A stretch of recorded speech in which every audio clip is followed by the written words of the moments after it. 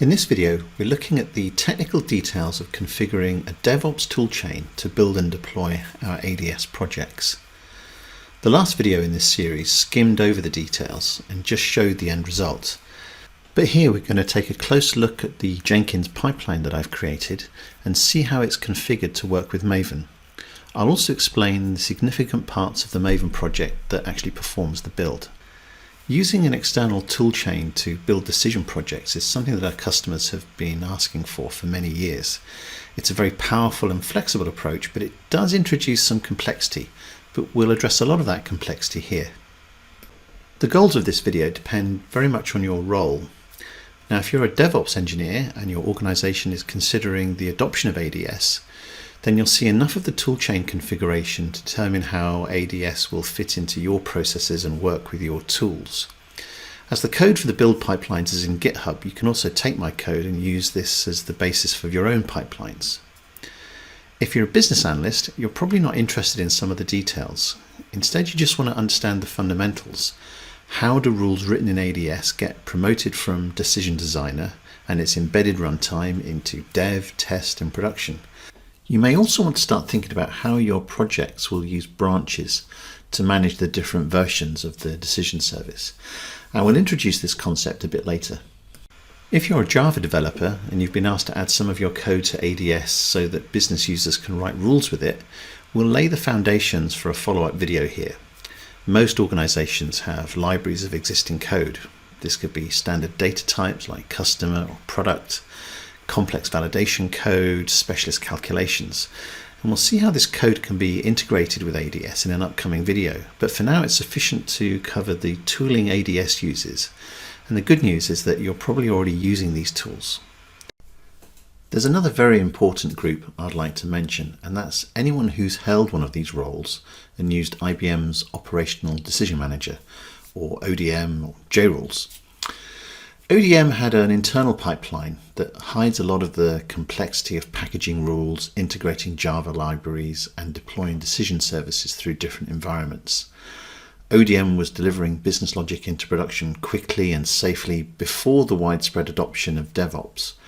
But now that many organizations have invested in their DevOps, their conventional software delivery tempo has gone up from months and weeks to days or hours.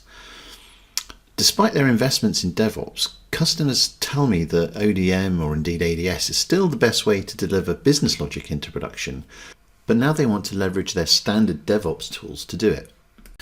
Now, we made some steps towards this with ODM, but you can only go so far when your build and deployment process is internal and based on proprietary technology. ADS addresses this by using standard DevOps tools, but to ODM users this can seem a little alien. This was my starting point with ADS, but I hope what you'll see here will show you how ADS can match ODM's delivery speed, but do so in a way that's more in keeping with modern software delivery practices. Hopefully you'll see how integrating with these standard DevOps tools opens up many new possibilities for how we test and coordinate our decision service deployments. So we'll have a quick demo to set the scene. I'll describe what Maven is. We'll look at getting the Maven plugins for ADS and downloading those, and we'll install the plugins somewhere where Jenkins can see them. Next, we'll take a quick look at Jenkins and what it is before we explore the Jenkins configuration that we need. So we'll talk about the JDK, Git, Maven, and the various plugins. Now I'm going to create two build jobs in Jenkins. The first one will be a simple Maven project, and that will help us introduce some of the concepts. There are some limitations with this simple approach, so what we want to get to is a regular Jenkins job, which is called a pipeline.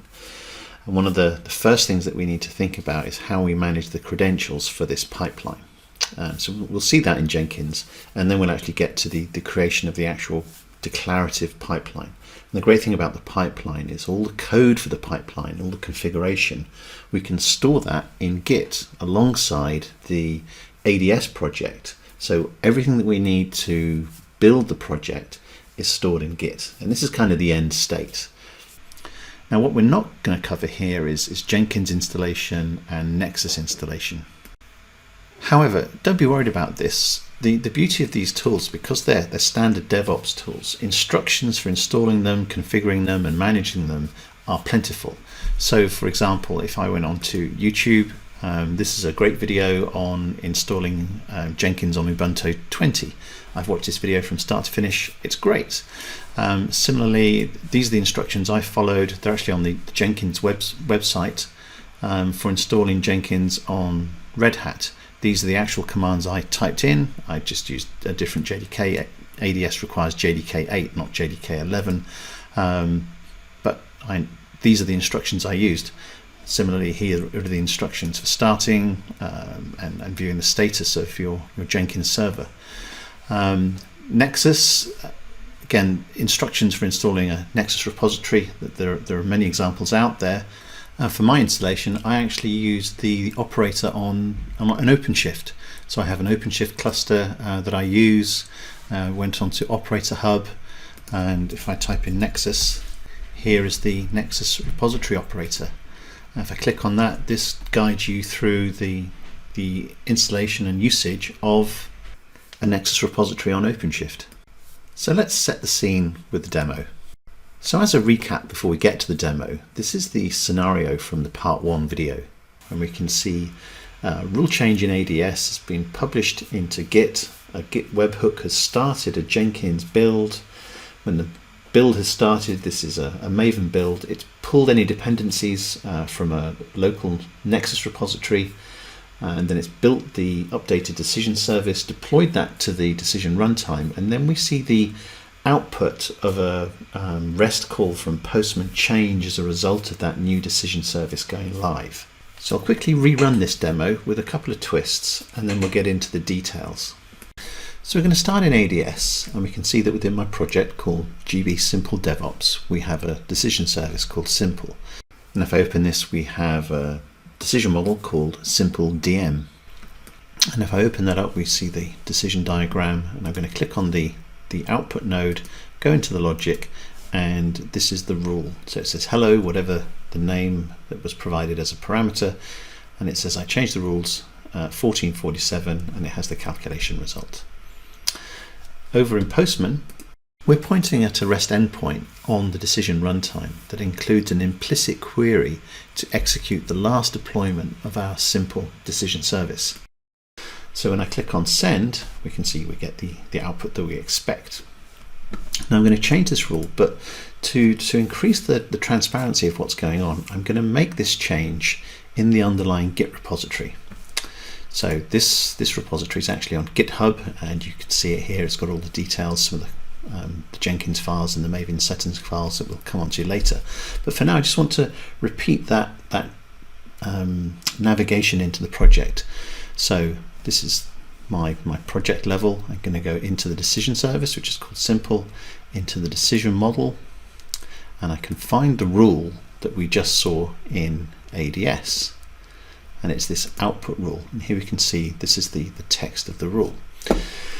So it's 1658 about now. So I'm going to change this rule in GitHub directly. Again, this is not the recommended way of changing rules, but I'm trying to make the point here that it's just in Git. So as soon as I press commit, this is actually going to do a commit and essentially a push as well. So that is going to commit the changes. Now, over in Jenkins, what we'll see now is we've already seen build number 20 is pending. Now it's finished waiting. It's going to start a new build pipeline because of that push, that change in the Git repository. So this will quickly go through the initialization, maybe 30-40 seconds on the build. There aren't any tests here, and then it's going to deploy the new version of the rules. Now if we go into the pipeline details, we can see some of this Maven output scrolling past, and as the build completes, it's creating the jar file. Notice that simple decision service jar, and then it's going to store that in the local Maven repository on this Jenkins server, and then this output here is the curl command that actually hits one of the REST API endpoints exposed by the decision service runtime, and we can see the kind of the jar file is being posted into the decision service runtime. This is the actual deployment step. Now that's all completed, and we can see the results here. And back over in Postman, if I click on send, we may or may not get a changed result. We don't at the moment. If you recall, the endpoint we're hitting here includes an implicit query to execute the last deployment of this decision service. But the results of this query are cached for performance. Now we can change the cache timeout if we want, but by default this is 2 minutes. So it's been a few seconds now. If I click send, there we have the updated decision service is now providing the response. So now we've set the scene, I'm going to try and describe what Maven is from an ADS point of view. And we'll look at getting the ADS components for the Maven builds installed. So in ADS, we use Maven to manage the structure of our projects, their dependencies and their repositories. So if we think about our structure first, our simple project has 2 nested modules. The first one is the simple decision model, and the second is this .decision service, which is like a hidden module which contains the metadata for the decision service. In more complex projects, we could have multiple decision models, task models, data models, and this could get rather messy. But by using Maven, we benefit from all of the best practice that's baked into Maven. Now, I mentioned that Maven is very widely used, but it's also very mature. It's been around since about 2004, and I've probably been using it for 15, 16 years. Maven prescribes exactly how these modules are organized and how the dependencies between them should be declared, and we can see that in the Git repo. Okay, so we've opened the project in Git, and we can see that this is the top level structure. I'm using the begin branch. Some of the other branches have more information in them, but the begin branch represents the state of the project as it began. Now we can see we've got this top level simple decision service. If we had multiple decision services in this project, there'd be multiple entries here. But within this simple decision service, if I click into it, I can see that it has what's called this Pom file. And the Pom file is the Maven configuration file. We can also see the 2 nested modules. But if I open up the Pom file, there's some information in here about just some variables that are used and the dependencies that are needed, and I'll come back to the dependencies. But notice we have this module section, and it says that simple is comprised of this module, .decision service, and this simple decision model. So again, if there was multiple decision models in this project, there will be multiple entries here, and we'd see that in the file system as well. Now, just moving on to some of the plugins and dependencies, in order to build this simple decision model, this Maven build file is also declaring that it needs this plugin. Maven is a Java build tool. It doesn't know how to build ADS decision services, but with this plugin, which is declared here, and the precise version of which is defined up here, this is telling Maven how to build this thing. And it's also declaring any kind of dependencies that might be needed. So if we go back up another level and we go into this simple decision model, again, this is a Maven module, and it will have its own Pom file. And again, we can open this, we can see we've got a reference back to the parent project for a start. We're declaring what we're actually building here in this section. These are the plugins that are needed to build this thing, and these are the dependencies that you'll need to find in order to build it. It's kind of instructions to the Maven build tool. Now, you might be wondering, if all of this is produced and exported by ADS, why do you need to know about it? Well, it's about transparency and the ability to diagnose problems. Because it's just Maven, there's all that experience about how Maven jobs are constructed, configured, and also there is a level of precision that's required when putting together these DevOps pipelines. And without this transparency, it gets very difficult to understand where you've got a missing piece of configuration, maybe some missing credentials, or one of the dependencies is missing in your build. This transparency means it's much easier to diagnose problems. Now, we've briefly seen dependencies in those Pom files, but dependency management is one of the kind of central pillars of Maven and why it came about. Now, before Maven, if you were working on a large project, the precise version dependencies from one component to another were a real source of pain. If someone updated a version of a jar file that your project used, that might kind of ripple through the build and break something else that depended on the old version. Now, as the diagram here depicts, the decision service build depends on this build Maven plugin. This is an ADS component. The build Maven plugin depends on this ADS foundation jar. This is one of the libraries it needs to work, but it also relies on this ADS ML integration plugin, which in turn relies on this commons lang.jar. Now, at each kind of arrow here, the Pom file is specifying the precise version. So it's not just the latest versions of commons lang.jar, it is the specific version that this component, at whatever version it's at, is designed to work against.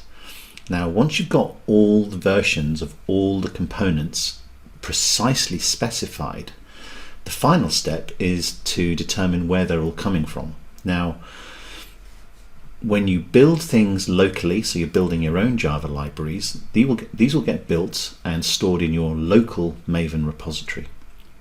If you're pulling something, say an open source component like commons lang.jar, Maven knows that it will be able to pull that from Maven Central. So I've jumped over to the Maven Central repository. If I do a search for commons lang, hopefully this will find the library. So this is the Apache Commons Lang. Now, Maven Central is like a database that holds all the versions of this code. Now, I don't know which version precisely that ADS component requires, but we can see if you needed version, I don't know, 3.8.1 and no other, this goes back to 2018, we can open up the information here, and this is the dependency information that you have to put in your Pom file for your component to tell it this is where to go and get that component. This is precisely what it's called, or rather what group it's in. This is exactly what it's called, and this is the precise version. Given this information, which are called kind of Maven Coordinates, we can find the precise version of the dependency. Now, the final piece of the puzzle that Maven helps us with is, for all these dependencies that we might have tens, hundreds, thousands of them, where should it go and search for them? Now, the big central repositories like Maven Central, you'll find open source code there, open source libraries. Your local repository, that will have stuff that you've just built, cached in your local repository. But the private repositories, these will be things like the ADS components. These have to be loaded into a private repository, but also an organization's own proprietary libraries. These would be stored in a private repository. So as the build is run by Maven, it has all these dependencies. It doesn't know where they are, but it's given a list of the repositories it can search in order to find them. And when it does find them, it caches them in the local repository so that future builds are sped up. So first time it might take a little bit longer to find commons lang in Maven Central, or if once it's exhausted Maven Central, you'll have to find, for example, the ADS ML integration jar file in the private repository. Now, the good news is that the structure of the Maven project and the dependencies declared within it, that's all provided by ADS. Where we need to concern ourselves is the repository locations, particularly this private repository where the Maven build will go looking for the ADS components, and that's the first thing that we need to tackle. Okay, so the product documentation describes how to download the plugins and gives you some advice on how to upload them to your private repository. Now, this information is in the post-installation tasks. And this is under the general documentation under installing and production deployments. It's post-installation tasks for ADS. And it talks about the various dependencies that have to be downloaded. Some are Pom files, some are jar files. But the first thing it talks about is actually finding out what the URL is to actually do the downloads. And then it talks about using a curl command to download them. That's certainly one way of doing it. The way I do it though is if I look at the URL I'm using when I'm actually open Decision Designer, you can see that we get to a certain point in the URL where it says ADS, and the download section is just after that. So if you go into another tab after you've authenticated and do ADS and then download, this is what you get. So from here you can just right click on each of these files, download them to your local machine, put them somewhere you can find them, and then we're ready for the next step. So the next step requires us to upload all of these plugins to our Maven repository. Now we've already downloaded them, and it gives instructions to install them into a local Maven repository if you don't have a Maven repository server. So step 3 doesn't apply to us. Now, as the documentation describes, if you are going to build on your local machine only, and maybe you use Jenkins on your local machine, then step 3 would apply. Jenkins would just pull everything from your local Maven repository. But because I'm trying to replicate a more typical enterprise CI/CD infrastructure, we're going to use a separate Jenkins server and a separate Maven repository. It talks about providing credentials, and credentials for a Maven repository are located in this settings file, and it's under userhome.m2 settings.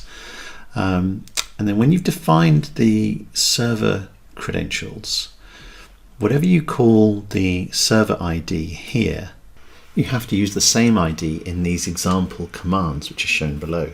And there's an example for an artifact without a Pom file, and for an example for one with a Pom file. Now, what that looks like is if I open up my settings file, here we are, don't worry about the password. What we're saying is that we have this repository ID called ADS Plugins, and these are the credentials. Now, I've built all the commands to do the Maven deploy, and I've placed these in the GitHub repo in this plugin upload.txt file. Now, if you look back at the documentation, it does give you the template for these, but if you have to go and fill in these placeholders by yourself, these are the Maven coordinates, so group ID, artifact ID, and version ID of each thing. You'll be wondering where you get those. Now, if you go back to the downloads page, there's this index.json. If you open this file or download it locally, it gives you the Maven coordinate for every component. So if you're uploading foundation.jar, this is the group ID, artifact ID, version ID. Now, if you're a business analyst, it's worth remembering that you won't be doing this. This is something that a DevOps engineer or a Java developer would need to do. But if you are a Java developer or a DevOps engineer, then you're already familiar with Maven, and hopefully the commands I've left in the Git repo will give you some examples to work from. Just remember that the versions of the ADS plugins will evolve over time. So let's run my commands and get these artifacts deployed. Now, there's a crucial bit of config I want to point out. You can see that there is a relationship between whatever we decide to call the repository ID here and ADS plugins here. The URL doesn't matter, it's just the end, it's just the repository URL, which is also called ADS plugins. But this bit here, the repository ID, must match to the server ID here with the credentials. So over in my Nexus repository, I've deleted everything in ADS plugins. So what I can do now is I can run all the commands and see the contents of this repository upload. So here are the commands in this file here. So I'll start doing these, and I'll speed this up where necessary. So while you're watching me do this, I'll just mention again, as ADS gets updated, refer back to that new index.json for all the Maven coordinates for the updated jar files and update these scripts accordingly, or update these commands accordingly. And there, that's the last one. If you go back into the Nexus repository and click on refresh, we've now got a full set of jar files and Pom files. So now that's done, let's turn our attention to Jenkins. And what is Jenkins? Now, if you're a DevOps engineer or a Java developer, you already know what Jenkins is. So this is very much aimed at the business analysts or perhaps someone who's used ODM. So Jenkins is a continuous integration and continuous delivery tool. And what that means is, if you imagine two developers working together on the same project, they're submitting their code changes into a repository like Git all the time. Now, if they're not building and testing their code constantly, what tends to happen is one of the developers will introduce something into the code base that breaks it. And when I say break, it will cause one of the tests that are incorporated into the build process to fail. Now, the longer you leave the check-in of that breaking change to testing and discovering that it's caused a break, the harder and more costly it is to fix that change. So what we had emerge was this concept of continuous integration, where developers are all submitting their code changes and changes to their tests, but as soon as they submit them, they're built immediately, and the tests that are incorporated into the code run immediately. The developers get immediate feedback that they've introduced something that's breaking the build, and so it's much quicker to fix. You're fixing something you broke this morning rather than fixing something you thought you'd done correctly 3 weeks ago. So Jenkins is a platform for orchestrating this activity. It will take code that's been checked into Git or other repos, build it, test it, and if the tests pass, deploy it. Jenkins is the platform. It doesn't know how to build anything itself. And one of the advantages of Jenkins is that it's so extendable, and you can get plugins for everything. So there's plugins for Git, there's plugins for Maven, plugins for all sorts of tools. So what we can do with Jenkins is we can coordinate the checking in of code into Git, and this can be ADS rule changes, with Maven builds. And obviously you've just seen how the ADS plugins that allow Maven to build ADS projects were installed. So Jenkins gives us this platform to orchestrate all this build activity. So in terms of Jenkins configuration, there's actually two aspects to this. There's the Linux configuration and then the Jenkins configuration. In terms of Linux, make sure you install JDK 8, not just a JRE. You'll need to install Git and install Maven.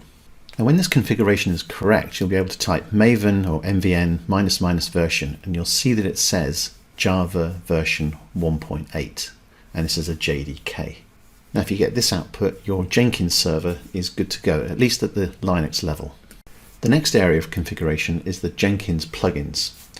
Now, when you install Jenkins, it will give you this option to install all the standard plugins. So if you go into Manage Jenkins, Manage Plugins, you can see these are all the plugins that I've got installed that came out of the standard install. It gives you the option to install the typical plugins.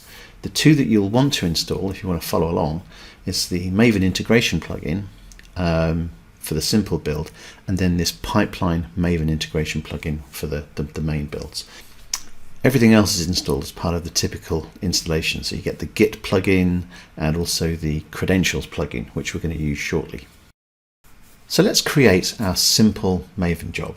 So click on New Item. I'm going to select a Maven project and give it a name. This Maven project is going to use that Maven integration plugin. It'll be a simple style of build, but it'll be enough to flush out some of the additional configuration that we need. So down in the source code management, I'm going to connect this Jenkins build to the Git repository. Now it's going to ask for the repository URL. So if I go back into my GitHub repo, I'm using the beginning branch, but I'm going to copy the code link here, paste it into the repository URL, and because it's a public repo, it doesn't need any credentials. But then I'm going to change the the branch that I'm building. You can see it's currently set to master. I want to build the begin branch. So this is, you know, a vanilla ADS project. Now that will identify the branch. I'm going to build it manually so I don't have to connect any of the webhooks. But the next thing I need to provide is the Maven Pom file. Now, if you look in the repository, the Pom file is actually located one folder under. It's under simple. So there is that's called the parent Pom file. So back in Jenkins, we need to navigate down one directory into simple, and then we will find the parent Pom file. So if I make that change here, finally I just have to set the goals, and I want Maven to do a clean and an install. I'm not going to do a deployment. And now when I click save, that's a reasonable start to the configuration. Now when we click build now, we're going to trigger a manual build, and if I go into the console output for this build, it will get so far and then it's going to fail. And it's going to fail because although it's got credentials to the server, it cannot find these dependencies. Think back to the Maven section. We tell it we need these things, but we don't tell it where to find them. And it's looking for those on Maven Central because it doesn't know where else to look. So what we need to do is we need to go back to the settings XML for this Jenkins server and alter the settings file and declare where these repositories live. So if I do that now, let's get my settings XML file up. So I'm in /opt/Maven, which is the Maven home directory on this Jenkins server, and there I can see the settings XML. Now I've updated this one, and the kind of the complete version of this settings XML, it will be in the GitHub repo. But what we've had to do is we used to have this kind of servers section which identified our private repository, but we weren't telling the Maven build to go and look in the repositories. So what I've created is I've created this thing called a profile. The profile's above, but I've declared that this is the active profile. The active profile is ADS. And then up here I've defined what this profile is. So this profile is telling Maven that it needs to look, if it's looking for repositories, look in these locations. And again, it's looking at my ADS plugins repository. So again, the credentials have to match with what I've put in the server section. But you notice we've got URLs for the Maven, the private Maven repositories. Now we're declaring a general dependency repository in the first section, and then also a plugin repository in the second section, but they're both pointing to the same Maven repository, this ADS plugins that we installed in an earlier section.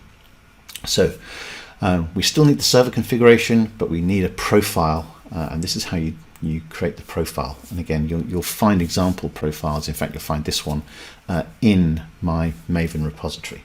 So I've changed that settings file behind the scenes. Now when we do a build, I'll bring up the output for this build.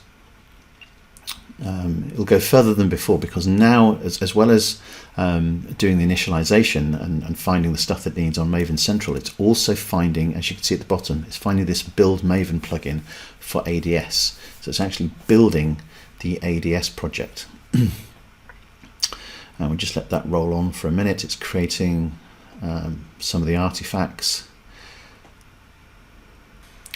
Now in a moment we'll see the creation of the decision service jar file. There it's been minimized at the moment. That's the final line on the log output. And then in a moment this jar file will be copied from the build workspace into the Maven repository on this Jenkins server. So if we look back at the output, we can see that it's installing this workspace file, and it's copying it into var lib jenkins.m2, and it is the file location on the Jenkins server of the Maven repository. So if we go and have a look at that now, we can confirm that our file was built and copied into the Maven repository. So the Maven repository on the Jenkins server, it might be slightly different on yours, but mine is in var lib jenkins, and you can see I've got this .m2 directory. This is the Maven local repository. So within there, we have the repository, and we can navigate down this repository and we'll find all the stuff that's been cached and all the stuff that's been built. So our component is in cp-admin, that's the username I'm using on the ADS server, and then GB simple DevOps. So cp-admin, GB simple DevOps, simple. I've got the simple decision service.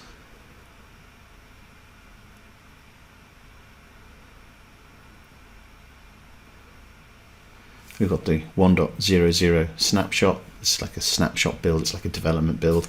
And here we have the jar file. So we can see the timestamp on that is 11:21. I'm pretty sure that is the file that we just created, but we can see the time on that on the build server. It's not date, it's date. Yeah, so it was just built a few minutes ago. That's definitely the file we just created. And that is the decision service file installed into the local Maven repository. And we haven't deployed this file. We could use one of the REST API endpoints and push this to the ADS runtime, but we'll get to that in the next section. So in the next section, we're going to build the Jenkins pipeline I used in the demo. But there's just one piece of additional configuration that we need to sort out, and that's around managing credentials. Now, thus far, we've managed the credentials we needed in the Maven settings file. And if I go back into the test Jenkins job that I created previously, this is using the Maven plugin. We look at the configuration for this. If we scroll down, we go into the advanced build settings, it will give us the opportunity to specify where the settings files are. Now, these settings on my system live in /opt maven settings.xml, and if I bring that over here, you can see here is the directory output, and this is the file that has the credentials. So the problem with this, I find, is that we've got configuration in the configuration of this Jenkins job, which is on the Jenkins system. We've got configuration in settings.xml, and we've got the source code in Git, and this kind of fragmentation of everything that we need to do to perform a build is what we're going to address in this upcoming section. Now, the first thing we need to think about is this settings.xml. Having credentials in here, it's okay. If you had a number of different projects that you were building for, you might have a different settings file for each project, and you could manage those quite satisfactorily on the Jenkins server. And maybe they'd be stored somewhere else for safekeeping. But as I say, my goal is to make sure that as much as possible is in the Git repository alongside the ADS rules. So we need to think of a different way of managing the settings. Because if we're going to put the settings in GitHub, well, we can't put the credentials in there because everyone would see our passwords. Now, fortunately, Jenkins gives us a way to do this. We can put most of the information in the settings file, but just keep the credentials in the Jenkins server. So I go back to the top level of the Jenkins dashboard and click on Manage Jenkins. You'll see that there is a credentials section here. Now, the plugin for managing credentials and providing credentials to the scripts we'll be using, that's installed as part of the standard plugin install. So you should have this credentials plugin installed. And if I click in here, we've got this Jenkins store, we've got global credentials, and here we've got a couple of credentials. Now, the first one is this one, and if I click on update, the password is concealed, but this is essentially the server credentials that we have in the settings.xml. So if I just bring that file up,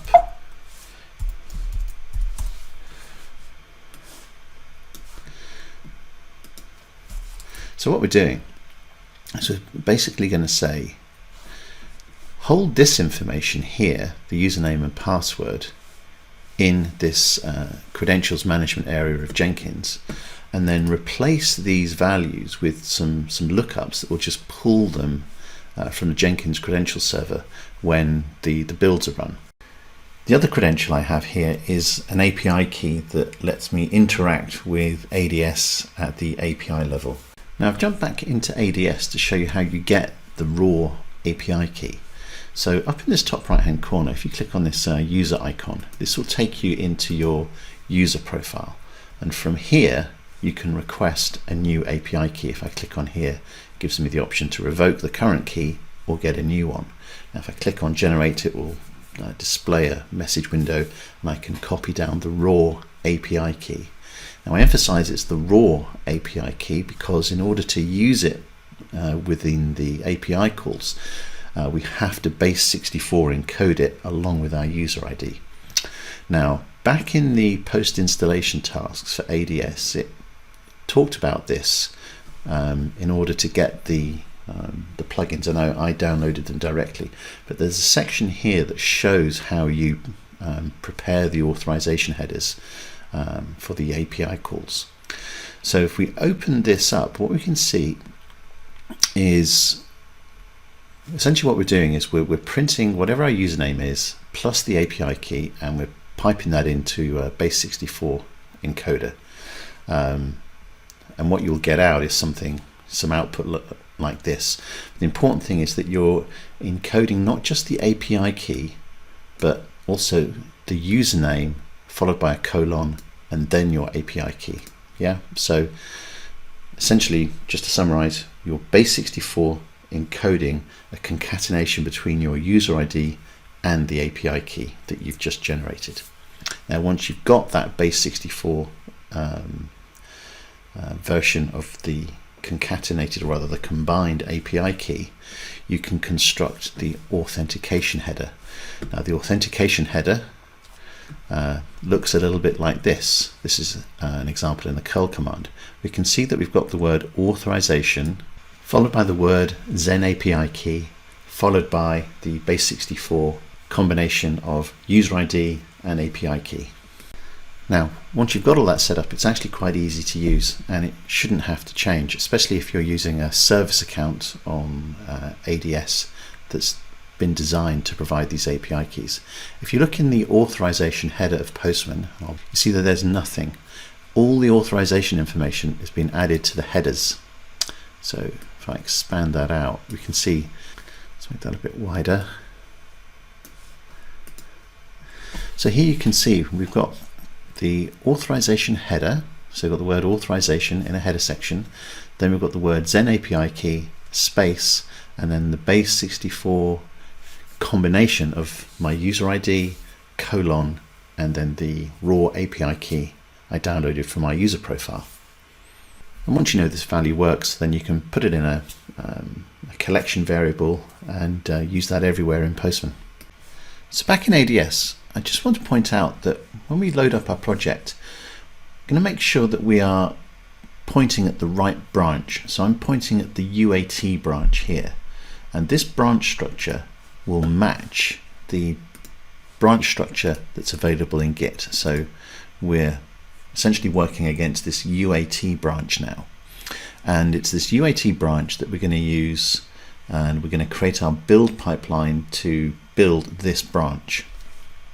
Now in Jenkins, if I create a new item, now we're going to create a pipeline, and this pipeline will build a particular branch of a Git repository, and you can probably guess it's going to build that UAT branch. We could create a more complex pipeline that could build any branch, but we're just going to build a single branch pipeline. So let's call this test pipeline, and it's going to be a pipeline, and I click OK. Now this is a similar configuration screen to the Maven plugin, but it doesn't have any Maven specific information. What we're going to do is we're going to delegate all of that Maven configuration down to the individual Maven commands that we're going to build into this pipeline. Now, for now, we're going to have this built manually, but in a later section, we're going to connect this to Git so that it builds automatically. So this is going to be a GitHub project, and we need to provide the project URL. Now, you can probably guess this is going to come out of GitHub. I'm just going to copy the URL and paste that back into Jenkins. Now, when it says define the pipeline, we could create the pipeline script here, but this is the trick. What we're going to do is we're going to actually pull the pipeline script from our source code management system. So again, knows that it's building, well, we'll know that it's building from Git. We'll provide the repository URL. There are no credentials because it's a public Git repo. And here we can specify the branch that we're going to build. And we're going to build the branch that's called UAT. So it's only changes to this branch that will trigger our builds.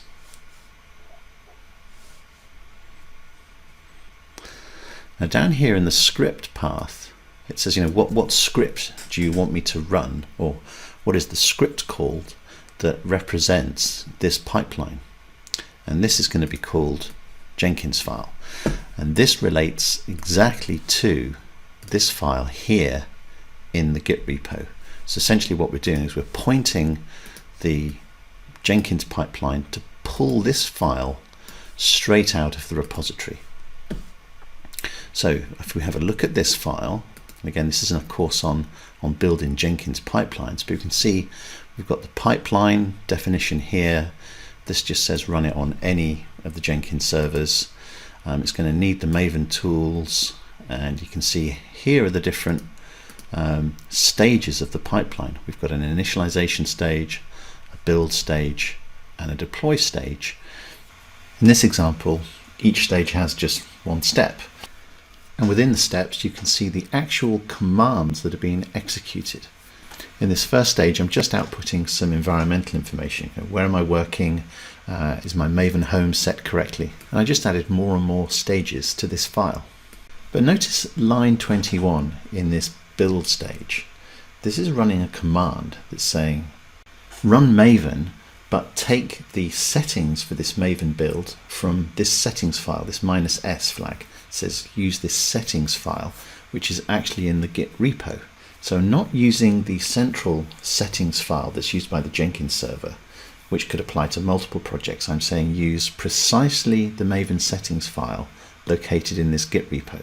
I'm going to run a Maven clean and install, and the Pom file that you need to use, again, is located in the repository under this simple folder, and it's called Pom XML.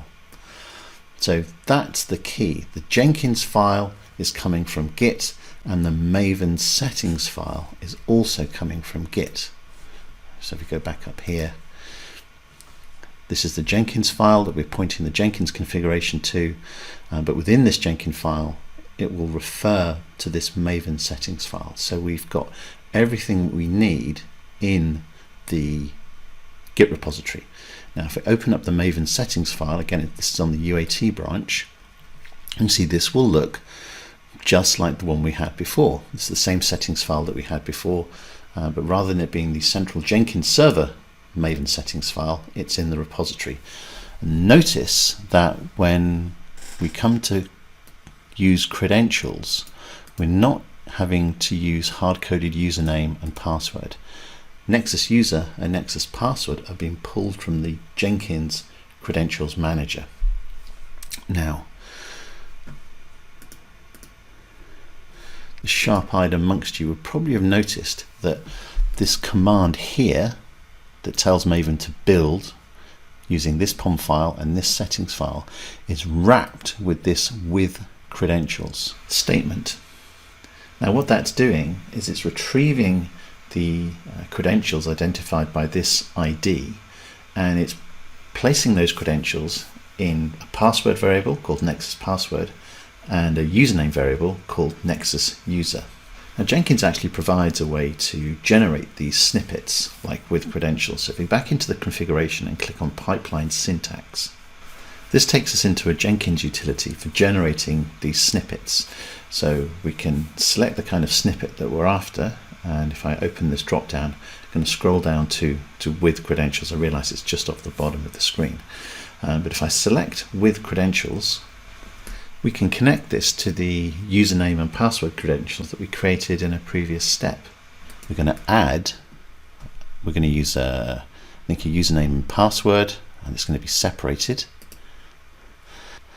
And it's asking us to say, okay, which credentials are you pointing to? Now, there's only one credentials that has a username and password on this server, so this is the only one that's available here. Now, back in the Maven settings file, the username variable that we referred to was called Nexus user. So Nexus user, and for the password, Nexus pwd.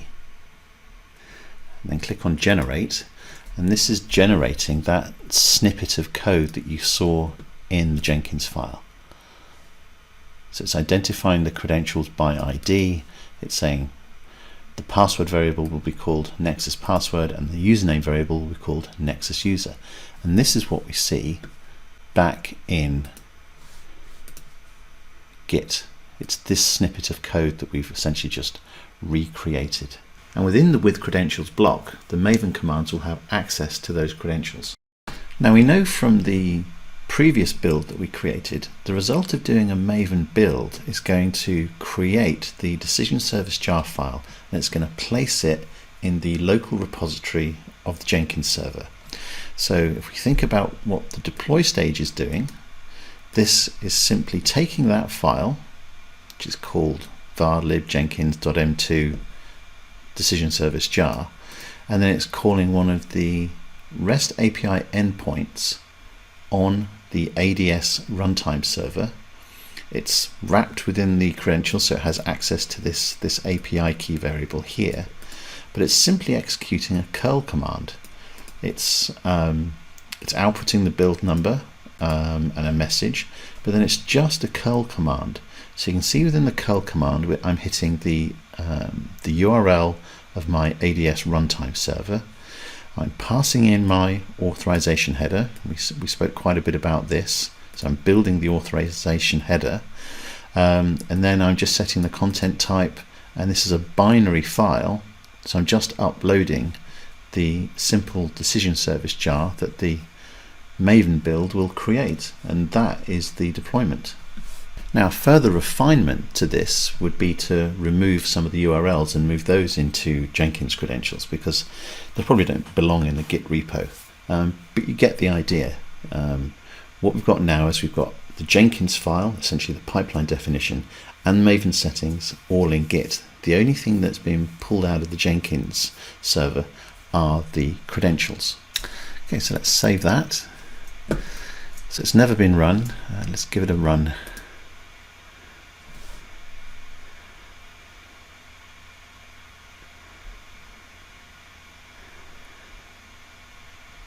Okay, so it's starting. Let's have a look at the output. It seems to be doing something. I'll speed this section up because we've seen this build output before. But we can see it's building the decision service. But what we haven't seen before is that when it's done the build, it's actually going to push this to the ADS runtime, and we'll see this curl output. Now, this type of curl output tells me that the deployment's been completed successfully, and we've got a success here. So what we're going to do now is just join up some of the final missing pieces. The build itself is built manually, but what I want to do is have this built from a GitHub webhook. So if I tick this option now and click save, if I go back into the Git repository and have a look at the settings, we can see that it's using a webhook. So every time there is a push to Git, it's triggering this webhook. Of course, it's asked for my password. But now we can see the details of the webhook. Basically, I'm just hitting my Jenkins server with this URL GitHub webhook, and it passes in the details of the repository that's received a push, and it gives Jenkins a tap on the shoulder. Now, because I've just changed the configuration of this pipeline, oops, I think I've just accidentally triggered a manual build, but never mind. And we'll just let this build run on. If we go back into ADS now, remember we are connected to this UAT branch. So if I go into my decision model and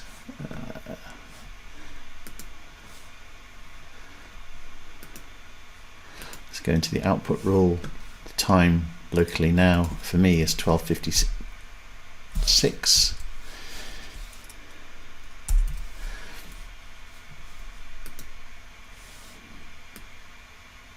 And if I share that change, that's going to do the push to Git,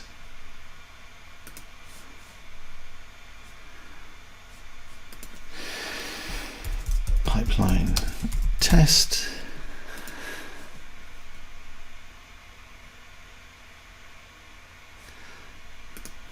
so I can see here there's just been a push, and over here we've got the second build which I started accidentally. That's completed, and now we're getting a build triggered as a result of that activity in ADS that was shared with GitHub. Now I'll let this run on for a minute and speed up.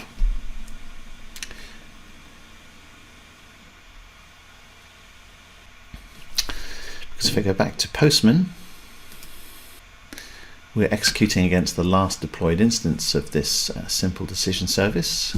So I don't know if I'm going to get a different result just now, but I click send anyway.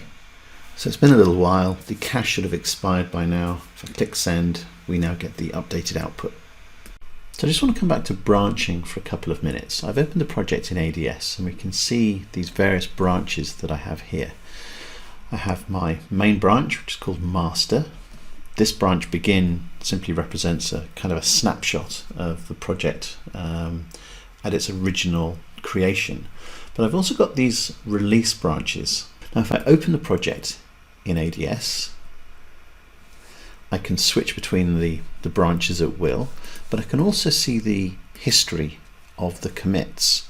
So I can see these are the various commits that have been made. Sometimes these commit messages say things like hotfix for a ticket, or they were some work on a particular branch, but it is a simplified view. So we see these commits in a simplified view, and we see these versions.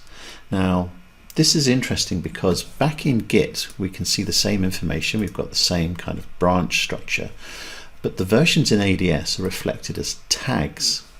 So here we can see this is that tag 2.1. This represents the project at that state. So I can see exactly the state of the project, and I can create branches from this if I wish. But I can also build from this version. So over in Jenkins, when we configure the pipeline, when we did it previously, we just pointed it at a particular branch. But now I've changed it to actually point directly at that 2.1 version. This build pipeline will only build that version. I mention all of this because obviously branching strategies, there's a tremendous amount of flexibility. There's quite a lot of complexity there as well. You only see a simplified view in ADS, and that's quite deliberate. But if you want to see, the history of what's going on here, all you have to do is open up the project in something like a Java IDE, and I've opened it up in IntelliJ, and I've pulled it down here. Now we can see we've got all these, and I've opened up the Git log, and we can see all these changes against the master branch. But then we've got some kind of branch activity. Got a couple of branches being created here, then this one reverts back to that 2.1 label. But notice here we've got a branch here with 3 commits on it, and this is that Tiger release. But then also on the master branch we've got a hotfix going on at the same time, and then there is a merge commit where the changes for the release and the hotfix are merged together. So ADS doesn't mandate a certain branch strategy, and there's a lot of different strategies out there and a lot of articles discussing the pros and cons of each. You just have to determine what is appropriate for your project and your organization. The good news is that because ADS relies on Git underneath, you're free to make your own choices. And with that, we've reached the end of the agenda, and it's time for me to wrap up. So thank you for your attention, and I hope you find this material useful when you're setting up your own ADS toolchains.